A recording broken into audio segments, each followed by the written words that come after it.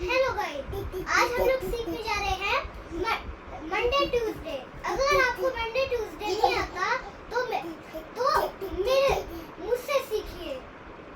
मेरा नाम है अथर कश्यप। चलो सीखते हैं। पहले MONDAY Monday, TUESDAY Tuesday, WEDNESDAY Wednesday, THURSDAY Thursday, FRIDAY Friday, SATURDAY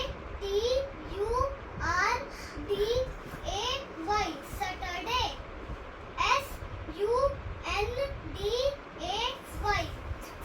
Sunday. तो आपको समझ आया है तो ठीक है, अगर आपको नहीं समझ आया तो मैं नेक्स्ट वीडियो में बताऊंगा।